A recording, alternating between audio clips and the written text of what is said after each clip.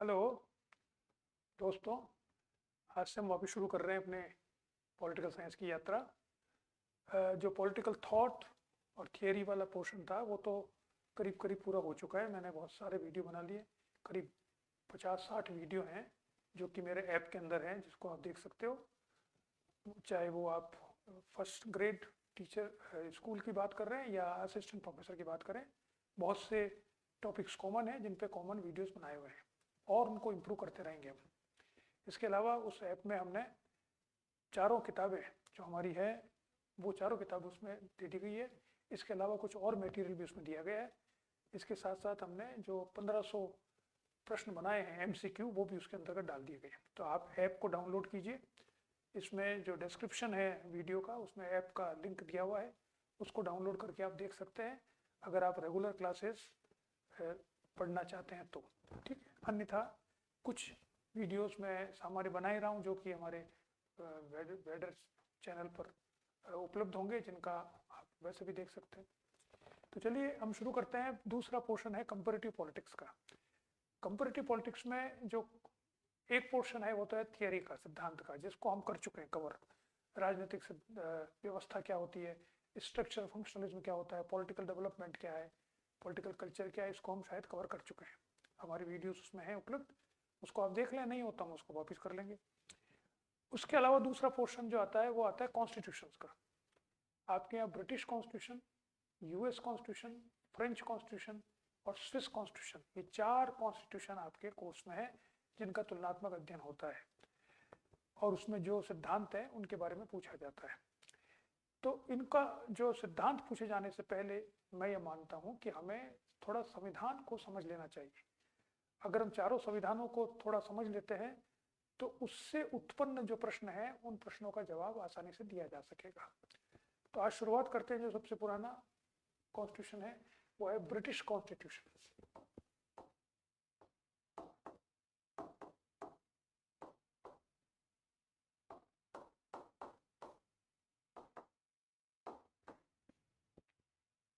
British constitution से आरंभ करते हैं।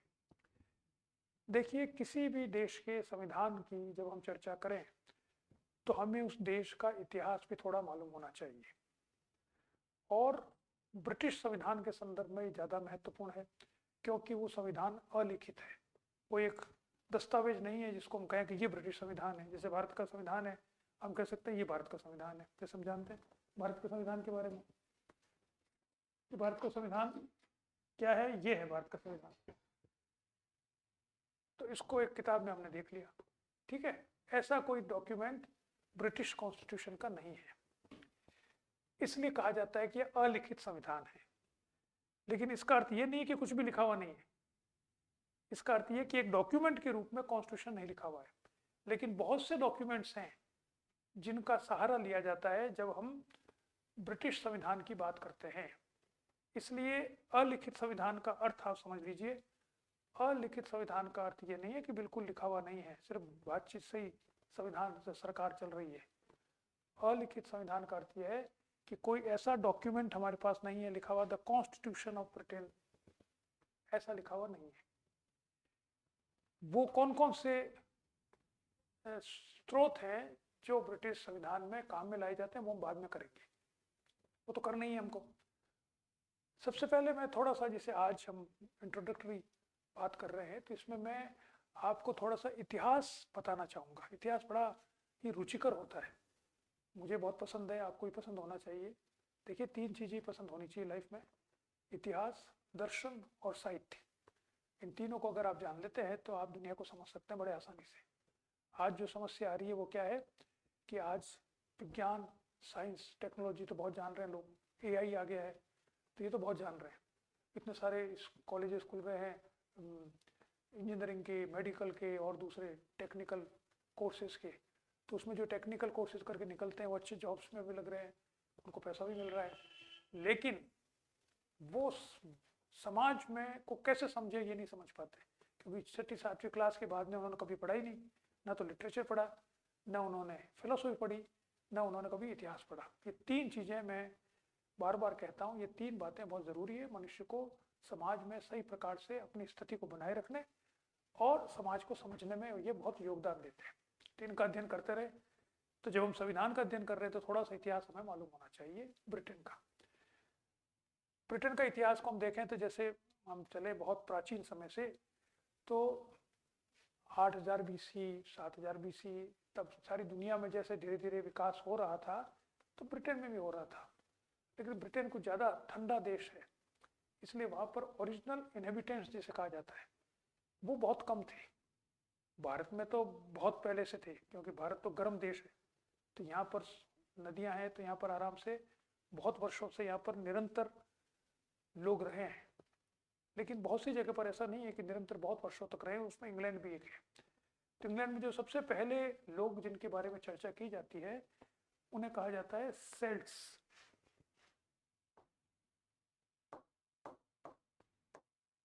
सेल्ट्स ये माने जाते हैं, ये वो ट्राइब थी जो सेंट्रल यूरोप से वहां पर गई थी, ठीक है, रहने के लिए। तो ये इनका पीरियड माना जाता है लगभग 800 BC से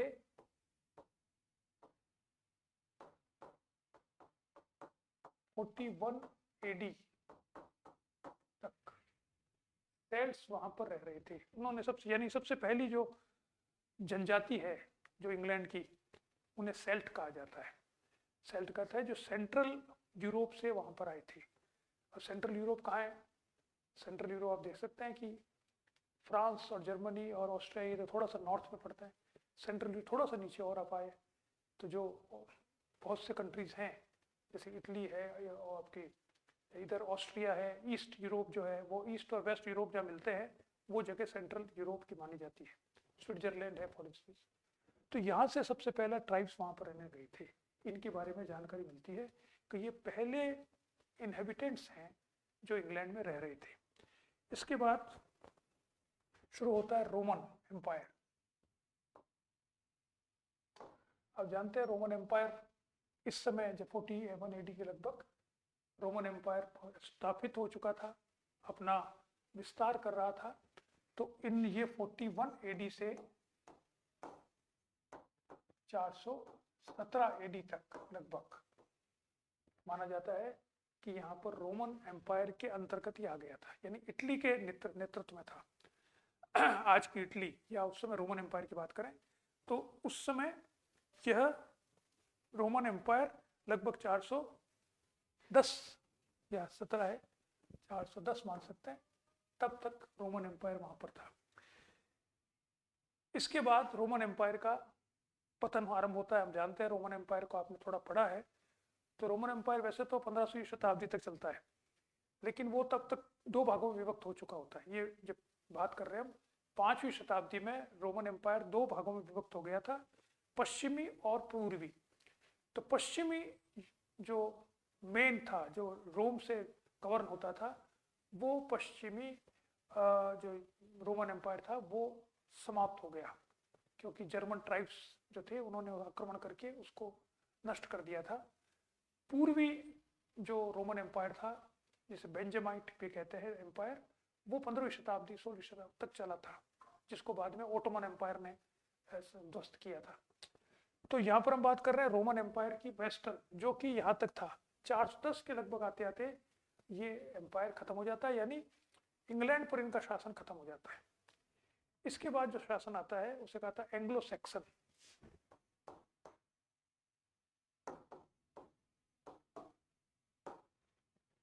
एंग्लो सैक्सन जो है वो 410 से लेकर के और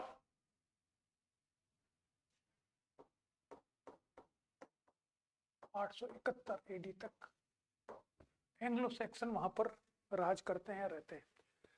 अब एंग्लो सैक्सन कौन थे? एंग्लो सैक्सन ये मूल जाति मानी जाती है आज इंग्लैंड की। यानी आज जब इंग्लैंड की बात करते हैं तो हम कहते हैं एंग्लो सैक्सन, यानी रेस जिसे कहा जाता है वो एंग्लो सैक्सन रेस मानी जाती है। तो एंग्लो सैक्सन, बाकी जो रेस वो थे वो इसी में मर्ज हो गए, ये मान लो। तो एंग्लो सैक्सन जो थे वो मूलतः जर्मन और डेनमार्क से आए हुए लोग थे अधिकतर, और जो वहाँ रह रहे थे सेल्ट से लेकर बाद में तक, उन सब से मिक्स होकर एक नई जाति पैदा हो गई थी जिसे एंग्लो सैक्सन का नाम दिया जाता है। और वो सबसे ज़्यादा प्रभावी इस अर्थ में थी जो आज भी हम जो यूरोप की और विशेष रूप से इंग्लैंड की जाति की बात करते हैं, कौन लोग थे, तो एंग्लो सैक्सन के नाम से उनको हम संबोधित करते हैं। एंग्लो सैक्सन का जो राज था वो खत्म हुआ था वाइकिंग से।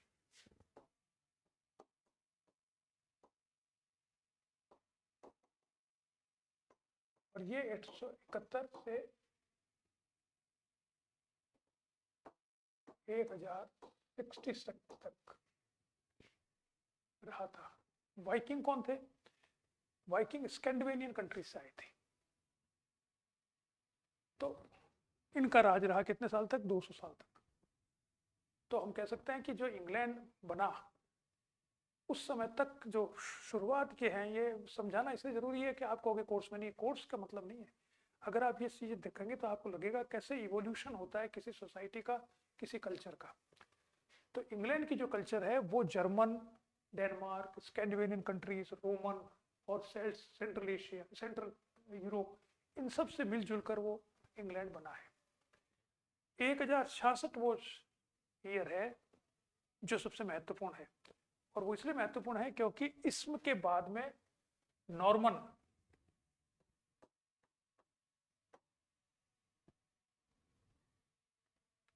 शासन आया था, जिसे कहा जाता है Norman conquest, William of Normandy, Norman conquest कहते हैं।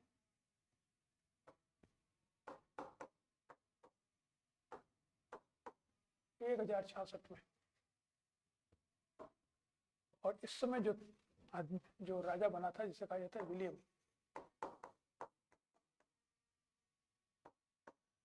ये पहला एम्परर था, राजा था, जिसने यूरोप इंग्लैंड में फ्यूडलिज्म को स्थापित किया। देखिए महत्व यह है इसका, फ्यूडलिज्म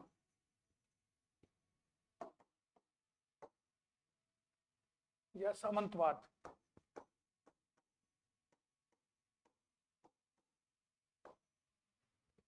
फ्यूडलिज्म इससे पहले नहीं था। यानी 1066 से इंग्लैंड का, जो इंग्लैंड जिसे हम कहते हैं जिसका अध्ययन किया जाना चाहिए, वो शुरू होता है।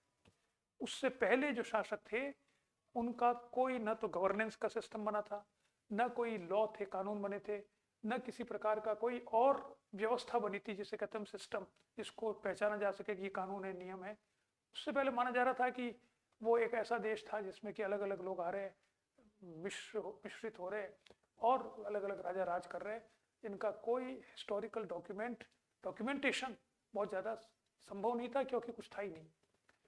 1066 में जब विलियम ऑफ नॉर्मेडी आया, ये कहाँ से आया था? ये था जर्मन, सॉरी फ्रेंच, ये फ्रांस से आया था, फ्रेंच प्रोविंस से आया था विलियम, और इसलिए इसको अंग्रेजी नहीं आती थी। आप देखेंगे बड़े अजीब है, आप अगर हम मानते हैं इंग्लैंड में अंग्रेजी होती है, लेकिन इंग्लैंड में अंग्रेजी 16वीं शताब्दी में अंत में जाकर इंग्लैंड में की कानून की भाषा अंग्रेजी बनी थी। कब? 16वीं शताब्दी के अंत में, 1560-70 के करीब। धीरे धीरे धीरे वो भी 100 साल लगे उसको बनने में। उससे पहले इंग्लिश वहाँ की फॉर्मल लैंग्वेज नहीं थी, उससे पहले वहाँ पर लैंग्वेज थी लैटिन, फ्रेंच, और कुछ राजा थे जर्मन, वो जर्मन बोलते थे। तो जो दरबार में बातचीत होती थी, जो कानून बनते थे या लिखे जाते थे, वो फ्रेंच में लिखे जाते थे, जर्मनी में लिखे जाते थे, लैटिन में लिखे जाते थे। पहला कानून जो अंग्रेजी में लिखा गया वो करीब 14वीं शताब्दी में लिखा गया, 1380 के करीब, जिसको अनाउंस अंग्रेजी में किया गया। तो इसलिए अंग्रेजी वहाँ की भाषा नहीं थी, बहुत लेट आई अंग्रेजी भी। 1066 से शुरू होती है नॉर्मन कॉन्क्वेस्ट से इंग्लैंड का इतिहास, जिसे इंग्लैंड का इतिहास में पढ़ाया जाता है, और जो लोग पढ़ाते हैं वो क्या खास बात थी इसमें? इसने फ्यूडलिज्म स्थापित किया। फ्यूडलिज्म क्या होता है? सामंतवाद क्या होता है? फ्यूडलिज्म का अर्थ है कि राजा सेंट्रल में मजबूत होगा और वो लैंड जो है वो लोगों सामंतों को बांट देगा। यानी एक राजा बन गया जिसके पास सेना थी, उसने कॉन्कर कर लिया एक जगह, एक बहुत सी बड़ी टेरिटरी। अब उसने कहा कि सब जगह पूरा हम उसको चलाए कैसे, उस टेरिटरी पर राज कैसे करें। तो एक तो ये कि आप पूरी सेनाएं अपने पास रखो और उन सेनाओं को तनख्वाह दो, उन सेनाओं का भरण पोषण करो, और ध्यान रखो कहीं पे कुछ गड़बड़ तो नहीं हो रही है। तो वो बहुत ही टायर सब जगह काम है। इसलिए राजाओं ने एक तरकीब निकाली जो फ्यूडलिज्म में कन्वर्ट हुई, जिसे फ्यूडलिज्म कहते हैं हम, सामंतवाद। उन्होंने कुछ चुने हुए जो महत्वपूर्ण उनके अधिकारी थे, उनके जो लड़ाई में काम आते थे, मिलिट्री जनरल्स जो थे, उनको उन्होंने जगह दे दी, लैंड अलॉट कर दी कि भाई आप उस जगह शासन करो और हमको सिर्फ क्या करो, हमको टैक्स दे दो, जिससे कि हमारे महल का खर्चा, यहाँ के खर्चे चलते रहे, और कभी दूसरे देश से युद्ध हो तो अपनी सेनाएं हमें भेज दो, सेनाएं आप अपने पास रखो, हम बहुत थोड़ी सेनाएं रखेंगे। लेकिन दबदबा उसका इतना हो राजा का कि सामंत उसे डरते रहे। तो फ्यूडलिज्म की स्थापना होती है नॉर्मन के बाद में, नॉर्मन कॉन्क्वेस्ट के बाद में। विलियम पहला राजा था जिसको इतिहास में माना जाता है कि इंग्लैंड में सामंतवादी स्थिति, सामंतवादी व्यवस्था को आरंभ जिसने किया। अब ये तो सिद्धांत की बात है कि उसने ऐसा कर दिया, लेकिन व्यवहार में क्या होता है कि सामंत भी चाहते हैं कि हम भी राजा बन जाए, तो उनमें टेंशन चलता रहता है, आपस में युद्ध चलता रहता है। तो सामंत ये कोशिश करते थे कि हम जनता को भड़काकर ये कोशिश करें कि राजा की शक्ति कम हो जाए। तो उसके तहत नए नए प्रकार के कानून बनने लगे 1066 के बाद में, जो सामंतों की, जिसमें कह सकते हैं साजिश थी या सपोर्ट था, जिससे कि राजा उनके ऊपर ज्यादा डिपेंड हो जाए, ज्यादा शक्तिशाली ना हो, हम उनके नौकर नहीं, हमको वो सहयोगी माने। तो इस कारण से कई प्रकार की नई चीजें सामने आई। इसमें जो राजा आए थे, मैंने जैसा बताया कि उनमें वो बाहर से थे, जैसे फ्रेंच था, अंग्रेजी उनको नहीं आती थी। तो ये 18वीं शताब्दी तक ऐसे राजा आता रहे जिनको अंग्रेजी नहीं आती थी ढंग से, इसलिए वो धीरे धीरे डिपेंडेंट हो गए अपने सहयोग पे कि सहयोगी चलाए, या पार्लियामेंट जो बनी कि भाई पार्लियामेंट में जो हो रहा है वो अपना आप बहस करते रहो, मेरे को तो अंग्रेजी नहीं आती तो मैं तो क्या बात करूँ उसमें। इसलिए पार्लियामेंट मजबूत होता गया। जो पार्लियामेंट इवोल्यूशन होता है हम देखेंगे अभी, तो वो धीरे धीरे संसद बनती गई। तो उसमें वो संसद में कौन लोग थे, जो कि वहीं के लोग थे, अंग्रेजी बोलने वाले, तो वो महत्वपूर्ण होते गए। और फिर राजा जो एक था जॉर्ज, 1714 से एक राजा थे,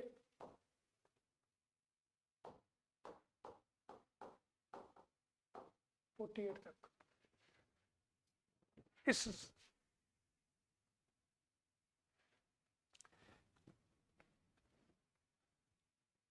सॉरी 48 नहीं,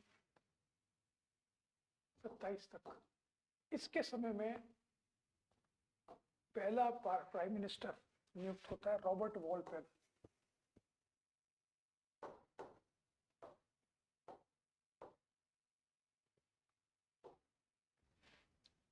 पहला प्राइम मिनिस्टर जिसे अनऑफिशियल प्राइम मिनिस्टर माना गया, फॉर्मल तो प्राइम मिनिस्टर की पोजीशन थी नहीं उस समय, लेकिन ये जो संसद का सबसे महत्वपूर्ण व्यक्ति था, इसको माना गया कि अब राजा इसके सलाह से चलेगा। तो 1747 से पहले ये राजा बना, 1721 से सॉरी प्राइम मिनिस्टर बना ये 1721 से 42 तक। और ये अब तक का इतिहास का, ब्रिटेन के इतिहास का सबसे लंबा समय तक प्रधानमंत्री रहने वाला प्रधानमंत्री था।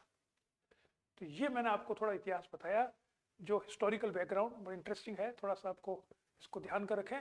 तो अब हम इससे जोड़ेंगे कि ये तो स्थिति थी इंग्लैंड की, अब हिस्टोरिकल इवोल्यूशन कॉन्स्टिट्यूशन का कैसे होता है वो हम देखेंगे कल अगले बार इसके अंतर्गत। नमस्कार। मैं छोटे छोटे वीडियोस बनाने में पसंद करता हूँ, और इस बात कि एक साथ 2 घंटे का 3 घंटे का बनाया जाए। 3 घंटे तक कोई देखता नहीं है, बोर हो जाते हैं, याद भी नहीं रहता, और सिर्फ इसलिए कि 3 घंटे आपको लड़कों का रखना, ये मैं इसमें रुचि नहीं लेता हूँ। मैं शॉर्ट वीडियोस बनाना चाहता हूँ जिससे कि आपको ध्यान रहे और पूरा स्पेसिफिक रहे। तो आज मैंने आपको शुरुआत की है ब्रिटिश कॉन्स्टिट्यूशन की, उसमें थोड़ा सा हिस्टोरिकल बैकग्राउंड आपको बताया है कि ब्रिटेन का इतिहास कैसे था। अब इस इतिहास के आधार पर ये थोड़ा सा ध्यान रहेगा, तो फिर हम देखेंगे कि कैसे वहाँ पर संविधान निर्माण होता है। ठीक है, चलिए इतना ही देखते हैं। नमस्कार।